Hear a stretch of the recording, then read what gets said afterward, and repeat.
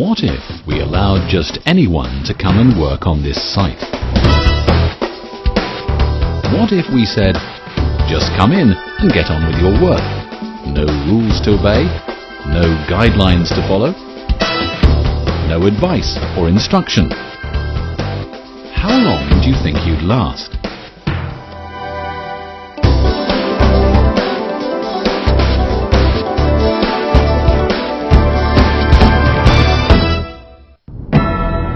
A refinery may look harmless from a distance, but don't let first impressions fool you. This is a hazardous place. There are substances and processes here that, left uncontrolled, could be dangerous. We know what these things are, but we don't expect you to. That's why we've evolved a system which recognizes and evaluates all the potential hazards you're likely to come across when you come to work here, and puts in place a set of rules and conditions we require you to follow. We call this our Safety Management and Loss Control System, and it works very well indeed. The Safety Management System is a partnership between you and us. Our part of the partnership is to make sure we have done everything we can to make your job safe to do. Your part is to work safely and follow our rules. And there are quite a few.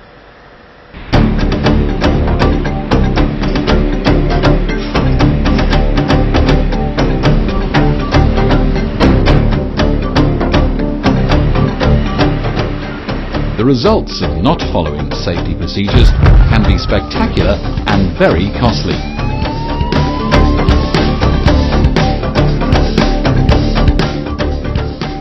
But before we start, let's have a brief look at what we do here and how it affects you. Crude oil is imported through the jetty located 1.5 kilometers from the refinery. If you intend visiting or working on the jetty, you will first have to undergo our jetty-specific induction program. The crude oil is transferred to the refinery by pipeline and stored in the tank farm until needed for processing. Here in the process units, the crude oil is turned into petrol, diesel, aviation fuel, heating oil and LPG before returning to the tank farm for storage and eventual distribution by road, rail, sea and pipeline. The refinery has workshops, admin buildings and a laboratory too, each with its own particular hazard. And you could be working in any of them. So where do we start? Well, let's start here. If you or your employees intend working on this site, you will need one of these. This passport, or its equivalent, tells us that the holder has reached an acceptable level of competence to work here. Without it, or an acceptable exemption form, you will not be allowed inside the gate. Next, you will have to attend an induction program, suitable for the type of work you'll be undertaking here. A general induction, for refinery site work. A separate jetty induction, if you are working on the jetty. A visitor induction, for both the jetty and the refinery. And if you're working in the alkylation unit area, an alkylation unit induction too. When you've completed the induction program and filled out this safety questionnaire, you will be issued with an ID card, which allows you entry to our site through these turnstiles. You must keep this pass with you at all times and produce it when requested. Failure to do so will result in access to site being denied. There is another reason why it is important to keep your ID pass with you at all times. In the event of an emergency, you will need to use your ID pass to swipe in at your safe muster point. We will be dealing with emergency procedures later in this program. Your ID card will be color-coded to show, for example, if you have completed the alkylation unit training, or if you have been trained as a safety observer. Remember, all our rules apply wherever you are working. On the process units, on the jetty, in the workshops, in the tank farm, in the rail yard, even in the control rooms or the lab. Matches and lighters are not allowed on site, and anything else that is not intrinsically safe, like cameras or mobile phones, must be switched off, left in your vehicle, and never used on site at any time. Why? Well, the refinery uses and produces millions of litres of highly flammable products every day. A spark from anything electrical could start a fire, and a fire in a refinery is not a good idea. This is why we also insist that any electrical equipment you bring in to use meets our safety standards and has been checked by our instrument electrical department. Remember, all portable electrical equipment used on site must operate at 110 volts. We have a drugs and alcohol policy on site. After this induction, a drugs and alcohol test will be carried out on a selection of attendees. Anyone who fails a breath test will be prohibited from entering the site. The safety information leaflet that you receive after this induction covers many of the topics from this induction, so use it as a reminder. And if you are in any doubt about anything, ask. Ask your supervisor or a member of the Murco team. Once you have got your pass, you can walk to your workplace or be picked up by your company vehicle. If you are on foot, use your access pass to operate the pedestrian turnstile like this. Always allow time for anyone preceding you to clear the turnstile before you swipe your pass. Vehicle entry is strictly controlled. If you are driving, stop at the red light. Use your access card to swipe the sensor like this, and when the light changes to green and the barrier rises, proceed through the gate. Passengers in vehicles entering the site must exit the vehicle outside the gate and enter through the pedestrian turnstiles. Do not tailgate at the barriers. Wait until your access is clear and do not swipe your pass until the preceding vehicle has cleared the access area. You can only take your vehicle onto site if you cannot work without it, and you will need one of these from the security main gate to place in your vehicle. The site speed limit is 20 miles per hour, and you will be expected to observe all the normal driving rules that apply outside the gate. Any vehicle you do use on site must be up to MOT standard, and you will have to supply proof of this before we issue a site vehicle pass. The duration of the pass will depend on the length of the MOT certificate. Your vehicle could also be the subject of a random check. If you do use a vehicle on site, then remember these common sense rules. Stay on the main roads. Vehicle entry to any other part of the plant is strictly controlled by permit.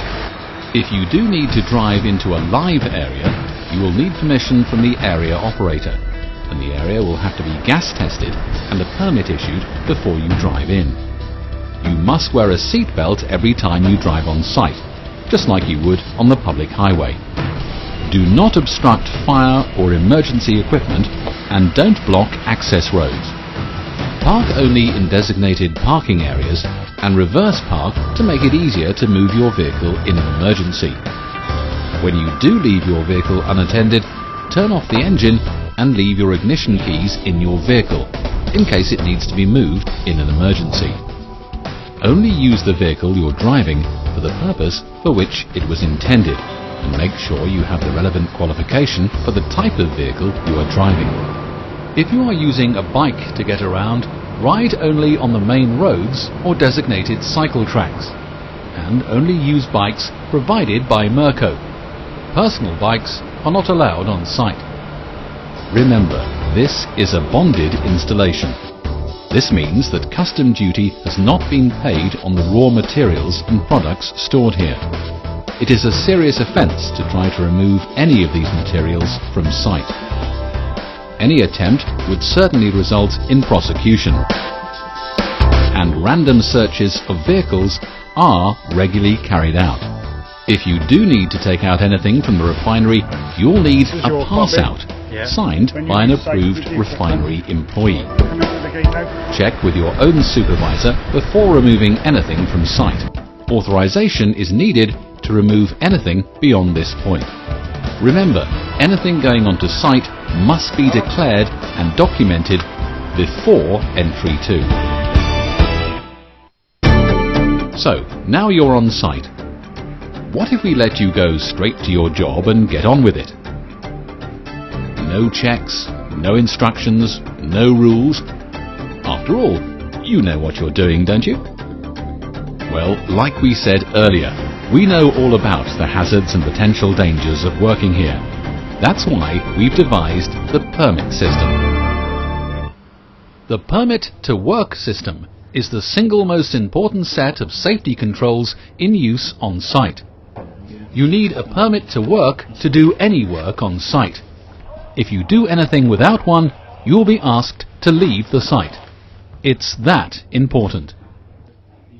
Permit issuers and permit receivers have to complete specific training before they can sign to authorize or receive a permit. They will learn about the different types of permits we issue here and the conditions and restrictions that apply to each one. It will be the permit receiver's responsibility to ensure that everyone working under a permit to work has read and understood the permit, is aware of any hazards involved in the work, and agrees to comply with the terms and conditions of the permit by signing the task briefing sheet. This task briefing sheet is an essential part of our safety management system. It ensures that everyone involved in work on this site is fully briefed on the scope of the task they will be undertaking. Do not, under any circumstances, start a job if a permit to work is not present at the work site, or until you have read and understood it. If you are unsure of any part of the job you are about to begin, discuss it with your permit receiver or the permit issuer. A risk assessment will need to be carried out before a permit to work is issued. This ensures that all hazards have been identified and all relevant control measures have been put in place. What if you start work without reading your permit? How would you know what personal protective clothing you are expected to wear? How would you know if your job requires additional protective clothing or equipment? How would you know about the refinery's minimum standard for personal protective clothing?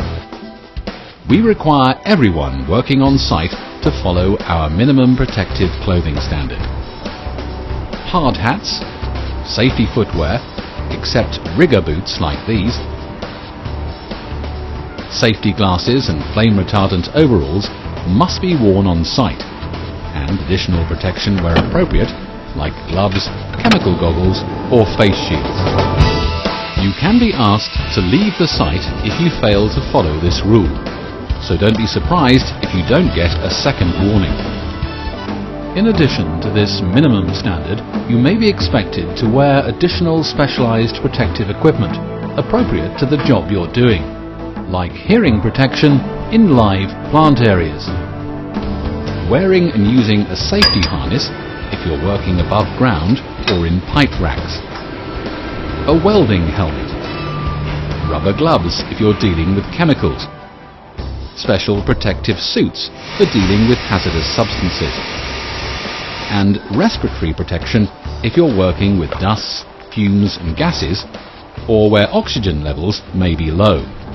The type of respiratory protection you're issued with is reviewed during a risk assessment and then noted on the permit as a control measure by the permit issuer. You should take the permit to the fire safety officer, who will issue you with the specified type of respiratory protection required for the task.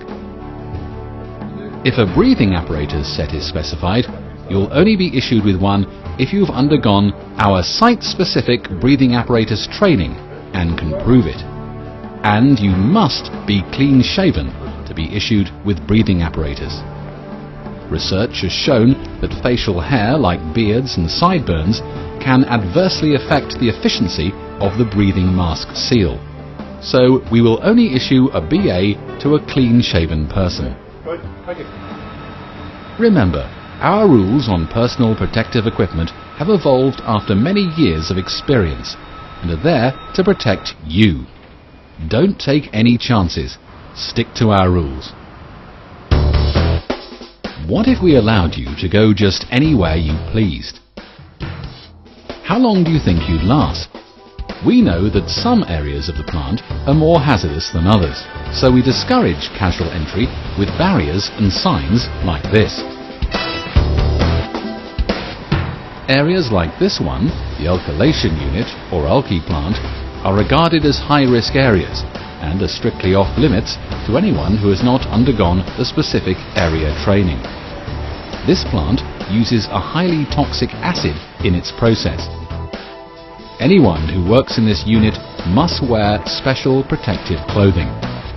Anyone who enters this unit without authorization or the correct protective clothing is putting himself or herself at considerable risk and, if caught, could be asked to leave the site. You must never enter any part of the site that is a restricted area, or one that is marked off with temporary signs or bunting like this. This area to the west of the main process areas is the dimesol catalyst burn pit and should also be avoided. On rare occasions, a controlled burn of excess catalyst may be carried out here by operations, during which time smoke release from the pit may occur. These signs mean that piping and welding tests are being carried out by approved personnel, and no one else is allowed in the area. These precautions are taken to protect you from hazards you might not be aware of and may not be obvious. Like this pink concrete, for example. Would you know what this means? We use pink concrete to fill trenches that have electrical services laid in them. It's important, therefore, that you never dig up pink concrete unless you have the authority to do so. What if you have to get off the ground to do your job? Is this the way you'd go about it?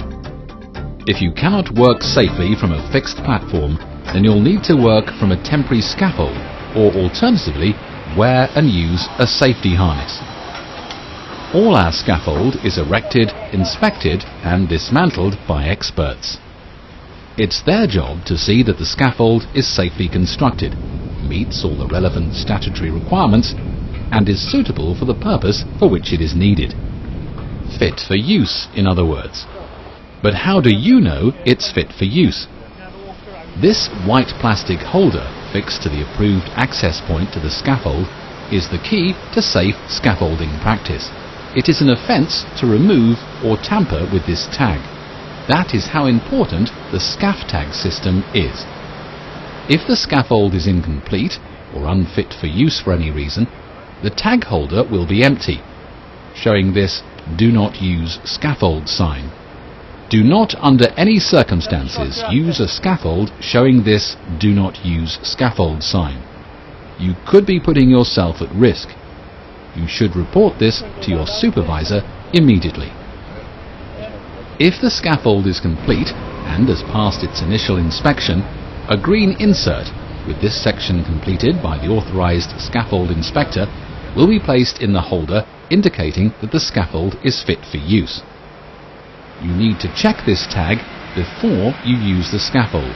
Check that the scaffold is in date. Take the tag out of the holder and examine the back. This section tells you if the scaffold has been re-inspected and must be filled in by the authorized scaffold inspector every 7 days. If it's out of date or incomplete, do not use the scaffold. If you suspect that the scaffold is unsafe at any time, remove the insert exposing the "Do not use scaffold" sign and inform the scaffold inspector, your own supervisor or operations department. A similar system is used to check and approve ladders. Ladders that have passed statutory inspection have a tag like this attached to the stile. Ladders that are used for access to scaffolding are regarded as being part of the structure and are included in the scaff tag inspection. Nevertheless, it is still wise to check that the ladder is securely fixed to the scaffold before using it. Another tag you may come across is the entry tag. If you need to enter a confined space, like a tank or a vessel, or even in some cases a trench, you'll find one of these tags at the point of entry. If the confined space has been inspected by operations and a permit issued for entry, a tag like this one will be issued to the safety observer for display at the point of entry. This means that the confined space is safe to enter, provided all the other conditions of the permit are met. Do not enter a confined space without first checking with operations. And never enter a confined space if the entry tag is showing the Do Not Enter sign, or is missing, or a trained safety observer is not present at the point of entry. Make sure your ID badge is left with the safety observer before you enter the confined space.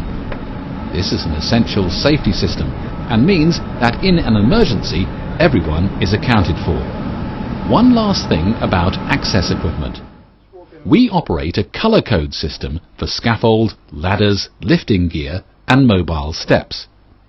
The colour code is changed every 6 months and is used to identify equipment that has been inspected and has passed our safety checks. The current colour code can be found displayed in control rooms and workshops and at the security gatehouse. Remember, this colour code only means that the equipment is suitable for the purpose for which it was designed, is free from faults, and in a serviceable condition. You still need to ensure that it is safe to use by checking the SCAF tag. There's another hazard you might not be aware of too: H2S. H2S is just one of the hazards that every refinery has to cope with, but it is one of the few that could prove deadly. H2S, or hydrogen sulfide, to give it its proper name, comes in with the crude oil, and it's present in many of the byproducts and side streams produced as a result of the refining process. It can easily be released unknowingly by simply opening a valve or splitting a flange. H2S can kill, and one of its properties makes it a stealthy killer. H2S in small concentrations smells like rotten eggs. However, as the concentration increases, the colourless H2S gas has the effect of numbing the senses in the nose. When this happens, you may think that the gas has dispersed, but by this time it is too late. Unconsciousness follows rapidly, and if you're not rescued quickly, death is often the result. Anyone working in the process units, off-sites and the jetty areas must wear one of these personal H2S alarm monitors.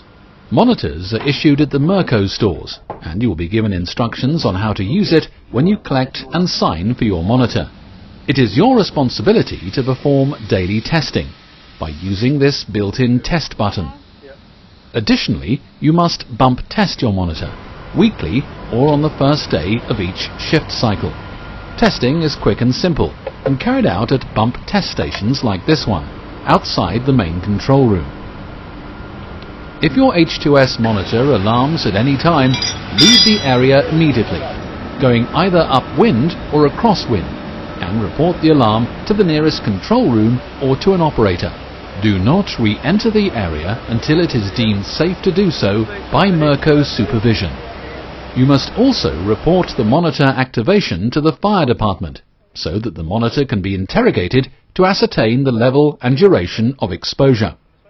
You must then complete an incident notification form and forward this to the SEQ department. Lastly, if you feel unwell after the monitor has alarmed, you must visit the medical centre, which is located here, just inside the main gate. Because H2S is so toxic, we take exceptional steps to prevent its escape. Even so, accidental releases can occur, so we've installed fixed H2S alarms like these at all the places where we think a release is likely. If you hear this sound or see these warning lights flashing, then it's time to take emergency action. Stop work. Shut down any equipment you're using and get out of the danger area to fresh air. Always head upwind or across wind, away from the danger area. You can tell the wind direction by a quick look at a windsock like this one, and stay out of trenches or excavations. H2S is heavier than air, so low points present an extra hazard. Stay out of the affected area until you're told it is safe to return by a competent person. Remember, low concentrations of H2S smell like rotten eggs. High concentrations don't smell at all. We call this H2S alarm a local area alarm. But what if there was an emergency that affected the entire site? In the event of an emergency, the refinery alarms will be sounded. This is the general alarm. And this is the coma alarm.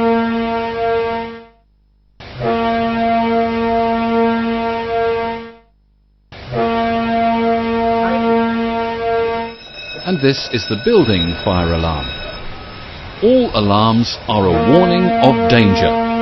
They indicate a serious incident on site and mean you need to leave the area immediately. You need to evacuate.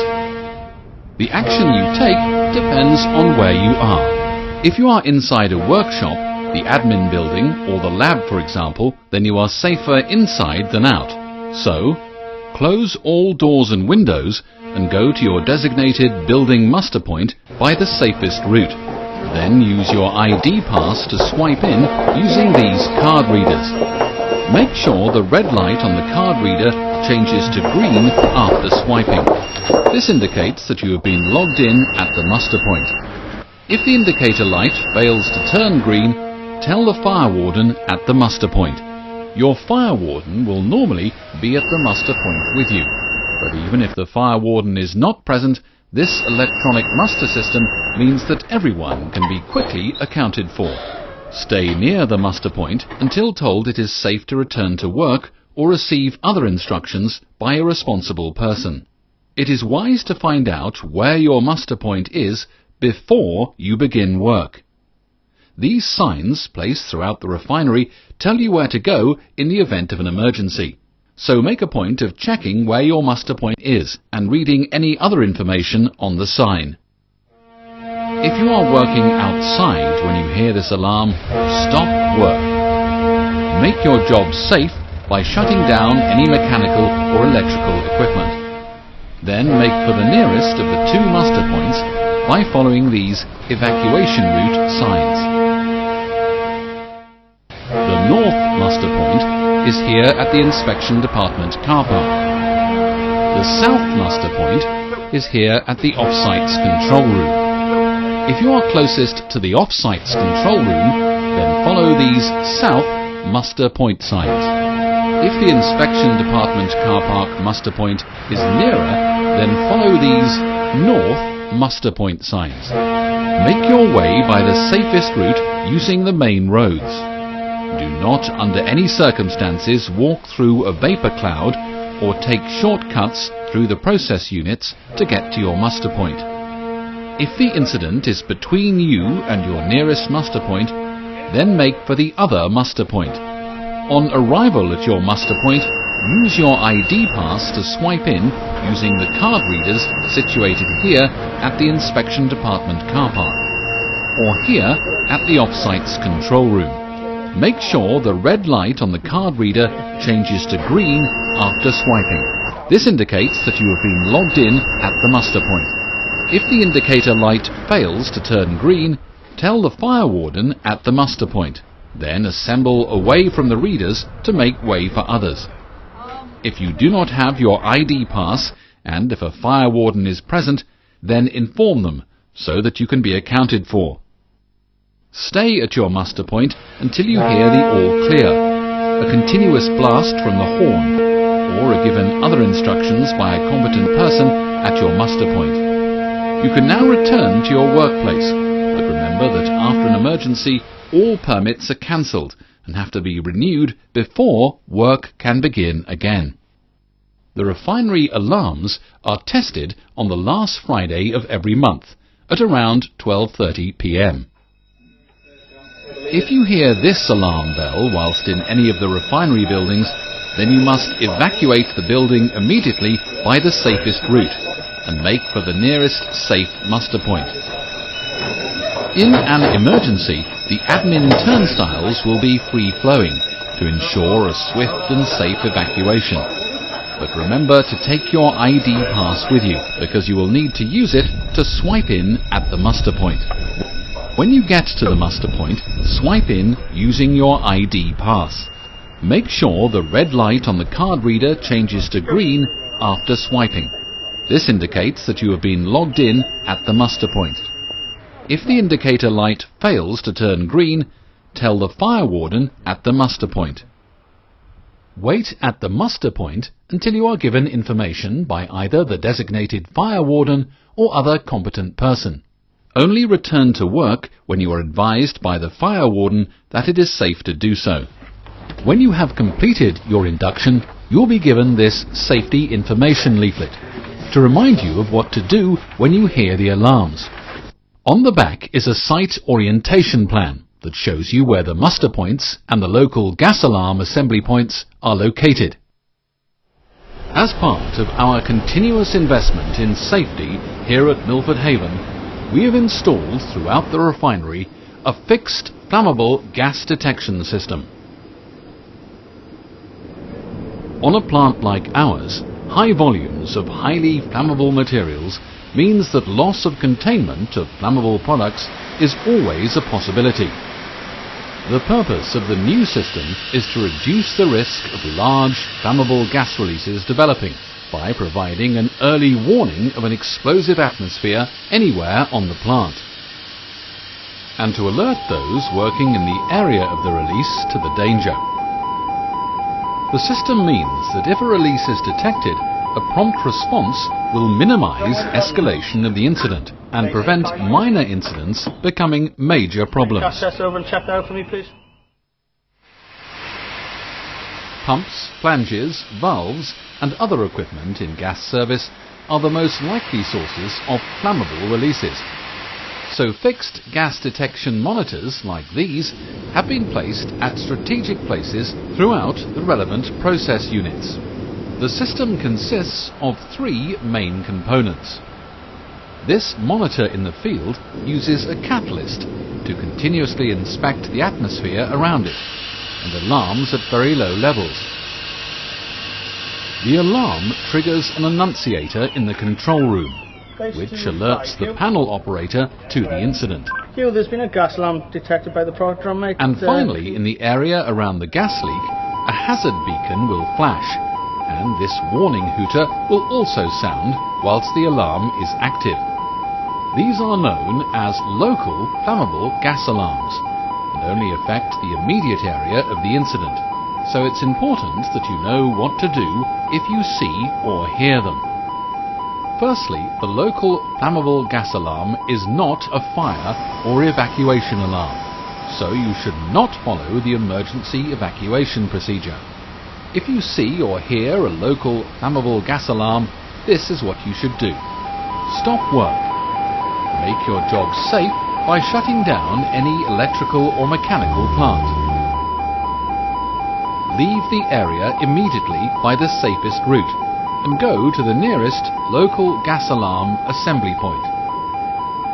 There are a total of 8 local gas alarm assembly points around the perimeter of the process area, identified by signs like this. There are 3 on Road B, 3 on Road D, and another 2 at the HDS area. Do not, under any circumstances, return to your work area whilst the alarm is active. Remain at the assembly point until given instructions by operations personnel. So, to recap, if you hear the siren or see the flashing light, stop work, make the area safe by shutting down plant, and make your way by the safest route to your nearest local gas alarm assembly point, and await instructions. Remember, a local gas alarm is not a fire or evacuation alarm. it does not require you to follow the emergency evacuation procedure. Local gas alarms require local mustering.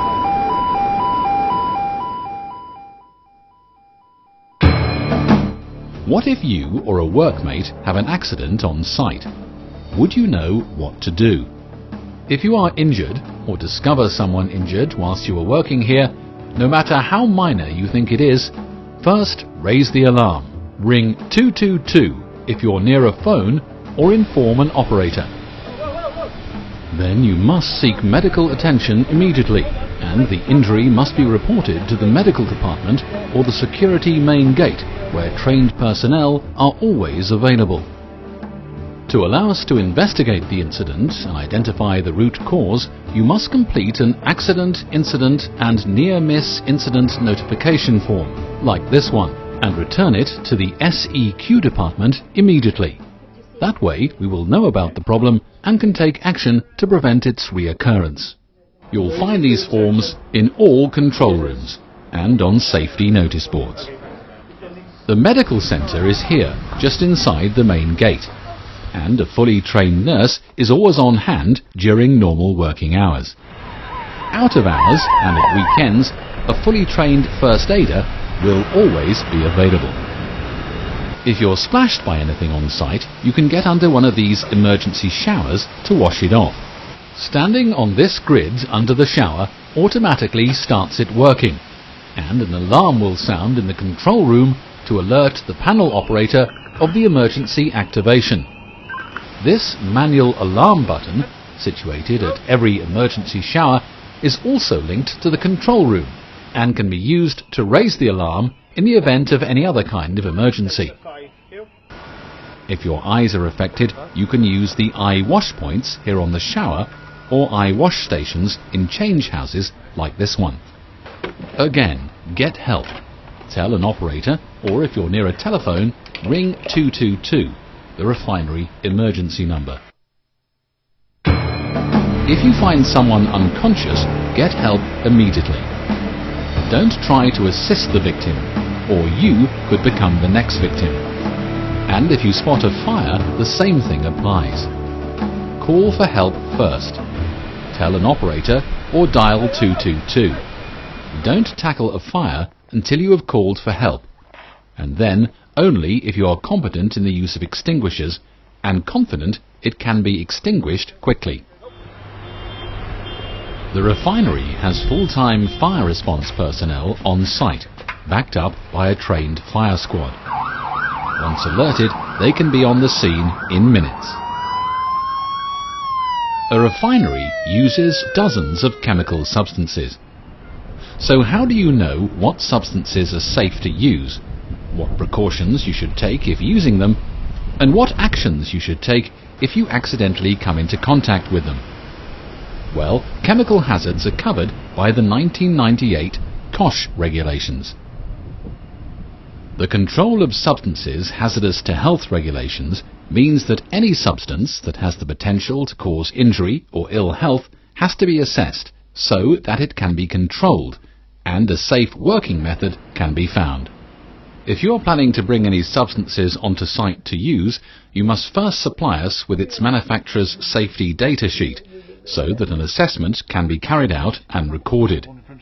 We already have over 1,200 safety data sheets recorded on computer in control rooms, the main gate, the medical centre and the maintenance office, and all can be accessed via the refinery intranet. Our safety record here at Milford Haven is excellent. We think that is largely due to our safety partnership, the Safety Loss Management System. So it's important that you know how this system affects you. The Safety Loss Management System requires everyone's compliance with a full range of instructions, directions, procedures and schedules that dictate when, where and what you are required to do. Safety walkabouts, permit audits and gun drills, for example, are essential parts of our safety and loss management system, and managers or supervisors ensure that allotted safety tasks are completed in accordance with these schedules. It is important, therefore, that the workforce comply, to reinforce their duty of care by assisting wherever possible. To ensure that the safety and loss management system works, all must comply, and part of this compliance comes down to your own safety behaviour. Safety behaviour, or as it is commonly known in the industry, behavioural safety, is not a new concept, but is one that we at this refinery actively encourage. So what is behavioural safety? A process that monitors individual safety behaviour in order to improve safety performance by reinforcing safe behaviours and eliminating drivers of unsafe behaviour for sustainable change. Quite a statement, but basically we are saying we need to encourage safe working behaviour and discourage bad practices. Some very simple examples of good practice are wearing seatbelts. You must always wear a seatbelt, either as a passenger or a driver on site. If you don't, someone on the refinery will pick you up on it. Remember, the same rules apply on the refinery as on public roads. Holding handrails on stairs. Always ensure that you have 3 points of contact when climbing or descending stairs. And wearing a safety harness when working above ground. These are just a few examples of behavioural safety. And I'm sure you can think of many more yourself. Behavioural safety is common sense, and it works. So analyse the safe and unsafe behaviours that may affect you and your workmates before you carry out any tasks. And if you are in any doubt, ask. Ask your supervisor, or ask your Murco permit issuer.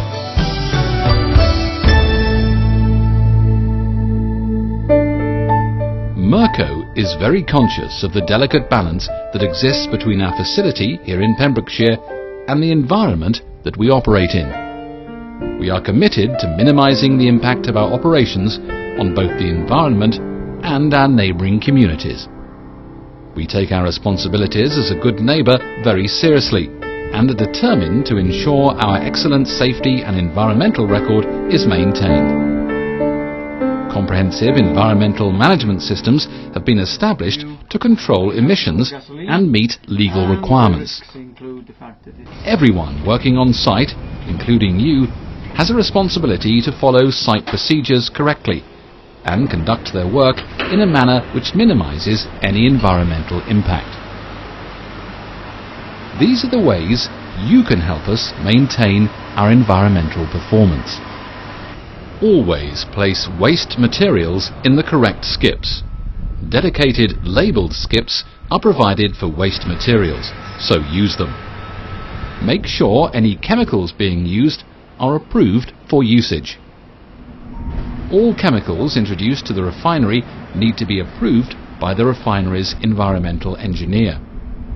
An assessment is undertaken on the chemical to determine what its impact on the environment could be and whether specific controls, such as bunding, are required. If you are unsure about anything you are using, ask your on-site representative for guidance. Report all spillages, however small, to your on-site representative or the refinery's fire department. The Milford Haven Waterway is a designated site of special scientific interest, so any oil spills would have a significant impact. When planning a job, think about the environmental impact it may have. Think about potential spillages, odours, releases to the effluent treatment system, atmospheric emissions, and noise impacts. Then think about what controls could be applied to reduce the risk of these things occurring. If you are unsure, ask for assistance. So, to sum up our environmental policy, follow procedures. Ask questions if you are not sure. Act if you see something you think is not right. Do nothing that could cause problems on the plant or adversely affect the environment. And be directed by your Murco host at all times. And finally, be aware of the hazards that are present here. For any partnership to work, we all have to work together. It's in everyone's interest that this facility continues to work safely, and you have a part to play. Work safely and follow our rules, procedures and guidelines. And together we can all remain safe.